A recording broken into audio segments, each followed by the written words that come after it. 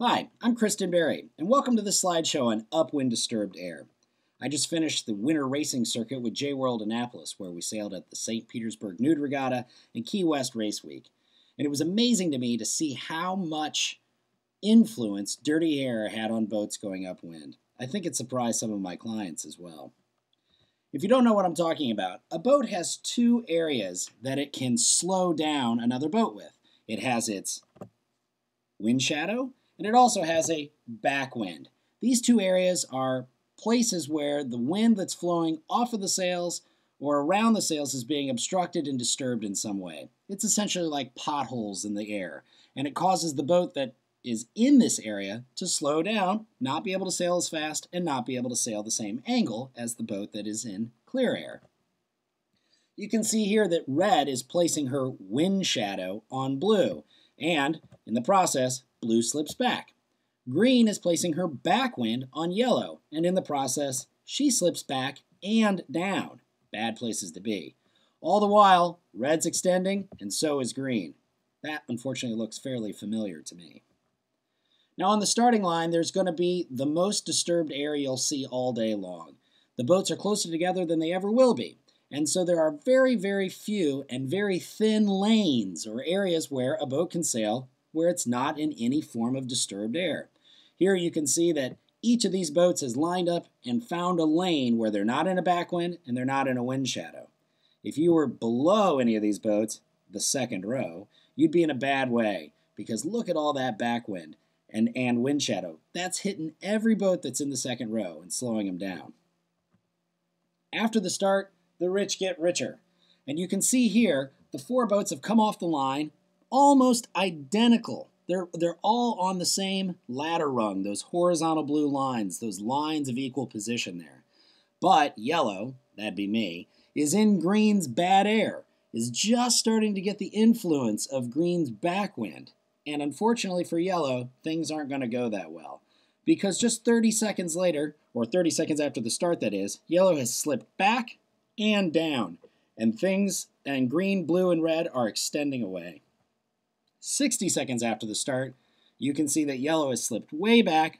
Green, blue, and red are essentially away. They're all free to tack and go their own direction. They're traveling faster than yellow, and they're building on their lead. And 90 seconds later, yellow's got a lot of work to do to get back into this race.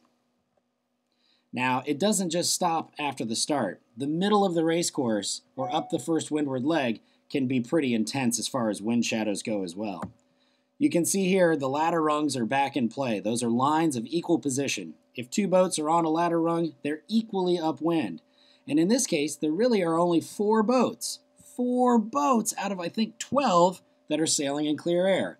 That'd be the red boat all the way to the left on the third ladder rung, the yellow and red boats that are near the second ladder rung, and the yellow boat on the right that's on the third ladder rung. The rest of the boats are getting some form of bad air, meaning the 4 boats in front are extending on everyone else behind. In addition to that, the boats behind can start to lead people to an edge, push people with dirty air towards the wrong side of the course. So, if you don't get out in front early, it's pretty hard to get in front in the end. Now here you can see that everybody below this bouncing ladder rung is starting to get very, very bad air. The green and the red boats, they're starting to see lots of different wind shadows and backwinds stack up on top of them. And for those guys, the only thing they can do at this point is try to find a clear lane or get out to an edge for clear air. And that is hard to do in a big, big fleet. Now, I had an interesting scenario happen to me at the St. Pete Nude Regatta. 3 boats from the J-World School were all coming into the finish line. We were about 400 yards away from the finish, and our boat had to make a very tough decision. Let's set it up. Here, all 3 boats have just tacked. Blue tacked first, that would be me, to try to get inside of green and yellow. We'd been sailing in an oscillating breeze, meaning the wind was shifting from the left to the right, to the left, to the right, and we felt as though we had seen all the right shift there was going to be, and the wind was going to start backing to the left. So we dug into it. Green, rightly so, that's bear instinct, tacked right on top of us to try to slow us down with her wind shadow.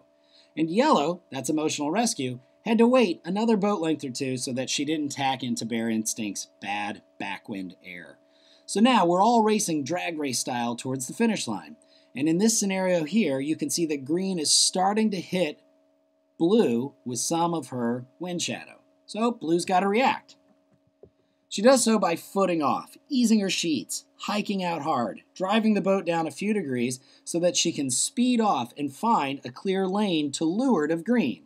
In the process, she gives up a little bit of that windward direction, but I don't think that it hurts her that much because she's making up for it with speed and clear air.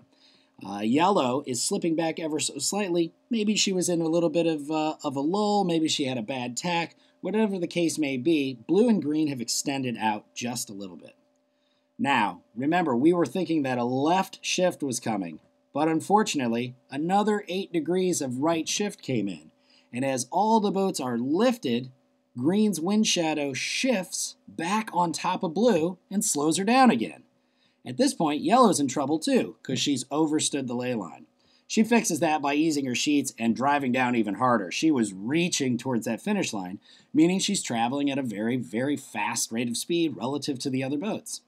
But at this point, blue had to make a choice.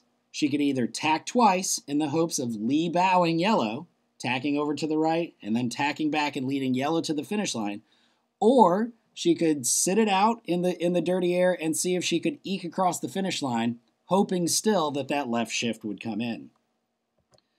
Well, it didn't, and green's wind shadow slowed blue down a lot, and she slipped back. Now you see here, there looks like there's going to be a thin lane of opportunity where blue might be able to reaccelerate, but yellow is already above the ladder rung on blue. Blue's lost it at this point. And the reality was, she wasn't able to reaccelerate. It was only blowing about 8 knots, and at that wind speed, it takes a long time for a keelboat to get back up to speed. And, believe it or not, yellow was able to put her wind shadow on blue and push her back even more. And, unfortunately for Willie T, me and my crew, this is how it finished. We had an opportunity to catch at least 1, maybe 2 boats. We experimented with wind shadows and dirty air and paid the price. So what could we have done? Well, first and foremost, we should never have gotten out to that starboard tack ley line. If we were going to dig back into the middle, we should have done it 10 boat lengths earlier so we had some options. We put ourselves out into a corner and paid the price for it. In addition to that, when the lift came in, the right shift of 8 degrees came in, we should have eased sheets again and footed off for clear air. We were still expecting a left shift, so we would have gotten there sooner, and we would have kept our air clear and probably beaten the yellow boat. Then we might have gone for the 2 tacks, but hey, that's Monday morning quarterbacking. It's pretty easy to say after the fact that you should have gone for 2 tacks. And the fact of the matter is that we weren't tacking that well. So it could have been just as punishing to go for those tacks as it was to sit in the dirty air. We'll never know.